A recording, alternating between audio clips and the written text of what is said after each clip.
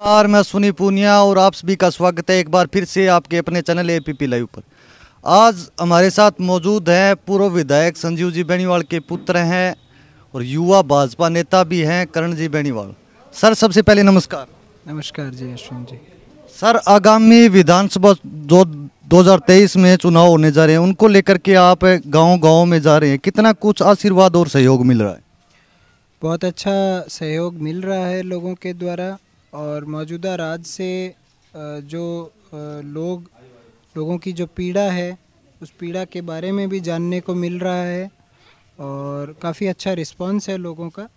और आने वाला समय जो है वो काफ़ी अच्छा होगा भारतीय जनता पार्टी के लिए। सर, कहीं न कहीं बाजार में एक चर्चा चल रही है कि आगामी 2023 में जो विधानसभा चुनाव होने हैं उनमें पूर्व विधायक संजीव बेनीवाल जी हैं, वो आपको टिकट दिलाने में प्रयासरत है। कितनी कुछ सच्चाई आप मानते हैं इसके बारे में? नहीं जी, ऐसा कुछ भी नहीं है। पार्टी के नेता संजीव जी बेनीवाल ही हैं और संजीव जी बेनीवाल ही रहेंगे और जब तक उनकी इच्छा होगी तब तक वो चुनाव लड़ेंगे। हम सब उनके साथ और उनके पीछे ही पार्टी के हिसाब से काम करने वाले कार्यकर्ता ही रहेंगे। सर, वर्तमान राजस्थान की सरकार और वर्तमान विधायक है वो 3 साल बेमिसाल का एक नारा देते हैं, कितना कुछ बेमिसाल मानते हैं आप?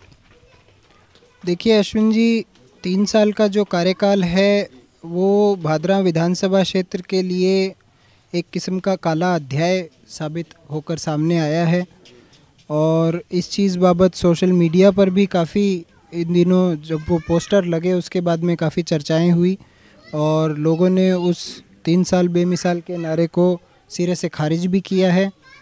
और देखा जाए तो ग्रामीण परिवेश में हालात ये हैं कि गलियां ख़राब पड़ी हैं, पानी निकासी की बड़ी भारी समस्या है।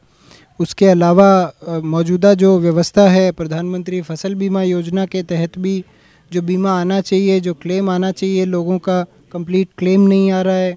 काफ़ी लोग ऐसे भी हैं जिनका क्लेम अभी तक जारी नहीं हुआ है।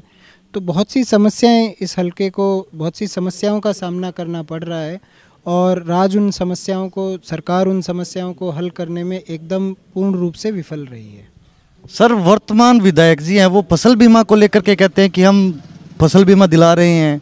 मोदी जी की नरेंद्र जी मोदी हैं प्रधानमंत्री, उनकी खुद की कॉन्स्टिट्यूंसी में फसल बीमा नहीं मिलता है।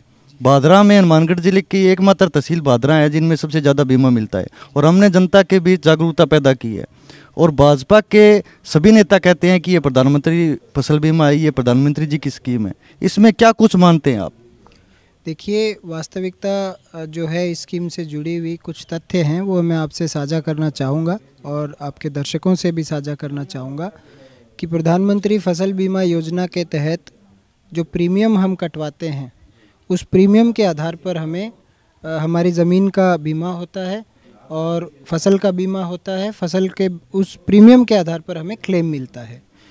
तो भादरा तहसील पूरे राजस्थान में जो है सिंचित एरिया काफ़ी है हमारे पास और खेती कृषि प्रधान तहसील है हमारी और साथ साथ शिक्षा और साक्षरता भी तहसील में काफ़ी है और साथ में सरकार की स्कीमों के प्रति जागरूकता इस तहसील में हमेशा से रही है।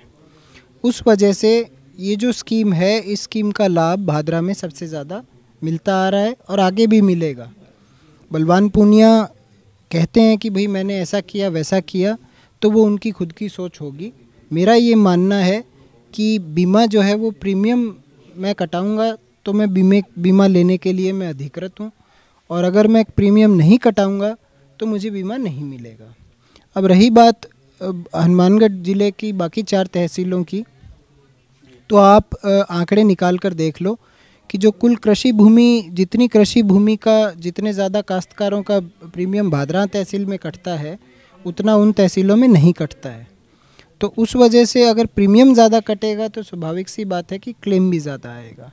दूसरी बात यह है कि ये कहते हैं कि मैं इस तहसील की जनता में जागरूकता लेकर आया हूँ, तो मेरा ये मानना है कि हमेशा से इस तहसील में गवर्नमेंट की स्कीमों के प्रति जागरूकता रही है। इतिहास इस बात का गवाह रहा है। पीछे पंचायती राज डिपार्टमेंट की स्कीमों को उठाकर देख लो, आप दूसरे विभागों की पशुपालन विभाग की स्कीमों को उठाकर देख लो, आप बैंकों में केसीसी की जो व्यवस्था है उसको उठाकर देख लो। सभी गवर्नमेंट की स्कीमों का ज़्यादा से ज़्यादा लाभ लेने की जागरूकता जो है वो इस तहसील में हमेशा से थी और हमेशा रहेगी। चाहे नेता कोई आए, चाहे कुछ भी कहे, वो उनकी अपनी सोच है। सर, पिछले पंचायत समिति के चुनाव में भाजपा को 10 सीटें मिली, माकपा को भी 10 सीटें मिली, लेकिन वर्तमान विधायक बलवान पूनिया और माकपा कहीं न कहीं कारगर साबित हुई अपना प्रधान बनाने में।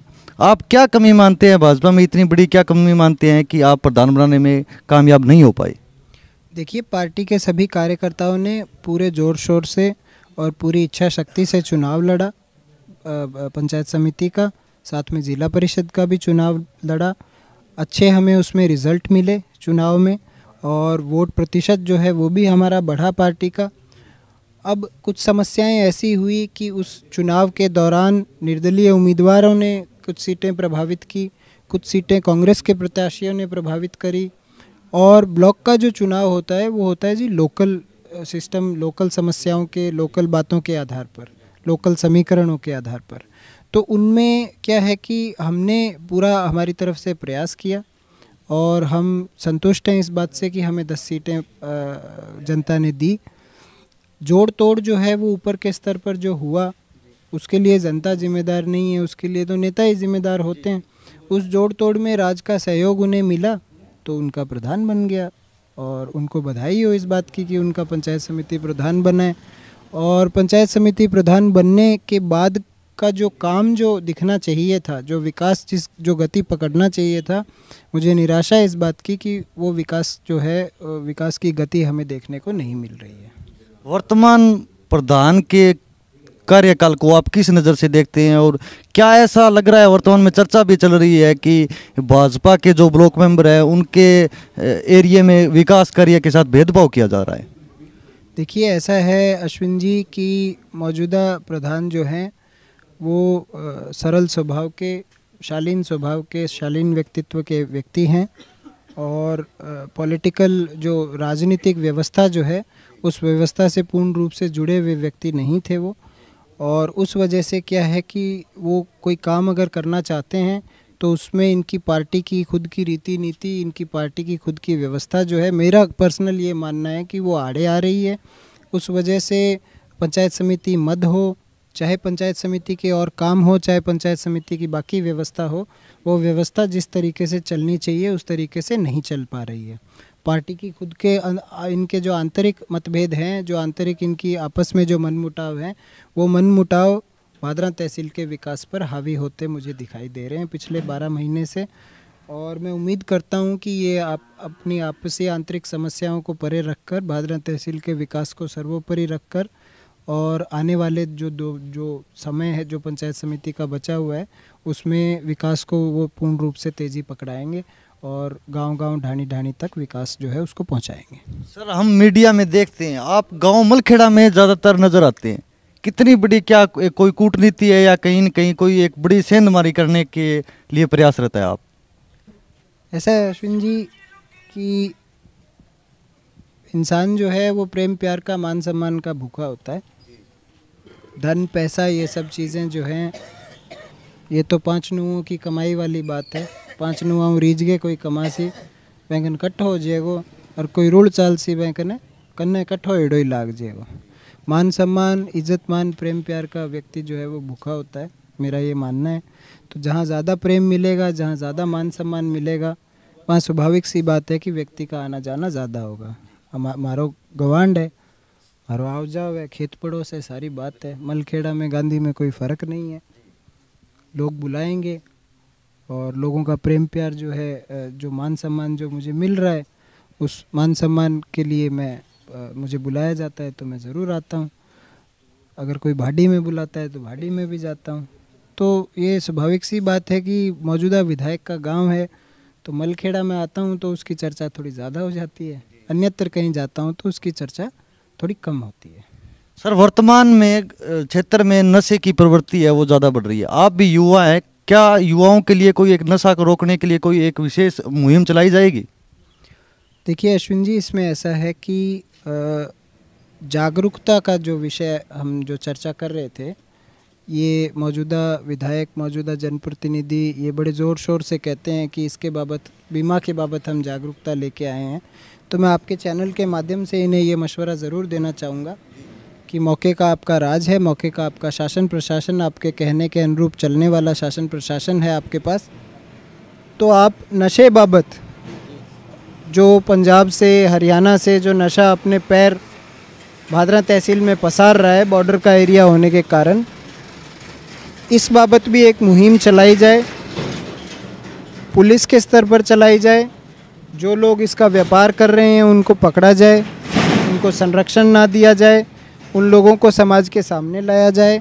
साथ ही साथ जो भी स्कूलों में, कॉलेजों में जो भी बच्चे पढ़ने जा रहे हैं, उन बच्चों की हाज़िरी का, आने जाने का, उन चीज़ों का थोड़ा सा ध्यान रखा जाए। उस बाबत एक जागरूकता का मिशन मौजूदा सरकार द्वारा चलाया जाना चाहिए तहसील स्तर पर।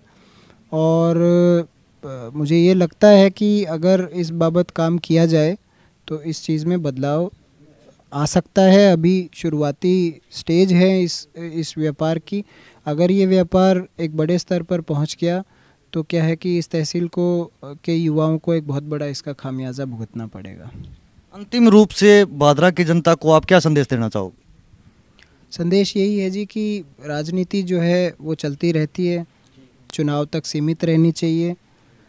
मेरा मन किया, मेरी आत्मा मांगी, मैंने उस व्यक्ति को वोट डाल दिया। वोट पड़ने के बाद में, रिज़ल्ट आने के बाद में एक व्यक्ति जीतता है, बाकी सभी हार जाते हैं। तो मेरी इच्छा ये है, मेरे खुद के पर्सनल विचार ये हैं कि सामाजिक जो ताना बाना है, सामाजिक जो व्यवस्था है, उस व्यवस्था में राजनीति का हस्तक्षेप नहीं होना चाहिए। और निराशा इस बात की है कि पिछले 3 साल से हर व्यक्ति को वोट के लेंस से देखा जा रहा है कि ये किसका आदमी है, किसका वोटर है, बजाय कि सामाजिक दृष्टिकोण से देखने के उसको वोट के नज़रिए से देखा जा रहा है, जो कि एक बहुत ही निराशाजनक बात है। राजनीति चलती रहती है, चुनाव आते जाते रहते हैं। सामाजिक ताना बाना जो है, सामाजिक व्यवस्था जो है, पारिवारिक संगठनात्मक व्यवस्था जो है, वो सुचारू रूप से चालू रहनी चाहिए। उसमें कोई राजनीतिक हस्तक्षेप नहीं होना चाहिए। और मैं यही उम्मीद करता हूँ कि भादरा तहसील जो है, भादरा तहसील का प्रत्येक नागरिक जो है, वो इस सामाजिक व्यवस्था में राजनीति का हस्तक्षेप नहीं होने देगा। और अगर नहीं हुआ राजनीतिक हस्तक्षेप तो ये सामाजिक ताना बाना जो है ये आगे लंबा चलेगा। अन्यथा क्या है कि राज तो आते जाते रहेंगे, आपसी मतभेद हो जाएंगे, चुंतरियाँ पर बैठन जी कौन रहांगा, बोलन बतलान जी कौन रहांगा, मारो नेता हूँ बिगड़नों के है जी। ठीक है, खेत पड़ोसी है, वो आपसरी में मान लो मैं खेत में बग गयो, दूध उड़ो ले जानो भूल गयो या पाट गयो, तो पड़ोसी कन जान ज्यूँ तो मन छोड़ना चाहिए। पर आज की व्यवस्था जो है वो बहुत ही निराशाजनक है इस मामले में। और ये भादरा तहसील को, मेरा ये मानना है कि ये सबसे बड़ा नुकसान जो इस राज्य से हो रहा है वो इस सामाजिक व्यवस्था पे हो रहा है। और मैं उम्मीद करता हूँ कि इस व्यवस्था को सुचारू रूप से चालू रखने में, सामाजिक व्यवस्था को भादरा तहसील का प्रत्येक नागरिक अपना जो भी दायित्व है उसका निर्वहन करेगा। चलिए, ये थे हमारे साथ युवा भाजपा नेता कर्ण जी बेनीवाल। इनसे आज हमने चर्चा की। उन्होंने आगे की जो प्लानिंग है विधानसभा चुनाव 2023 के लिए, उन्होंने पूरी जानकारी हमें उपलब्ध करवाई। तो हमारे साथ जुड़ने के लिए आपका बहुत बहुत धन्यवाद। और हमारे चैनल को लाइक, सब्सक्राइब जरूर करें।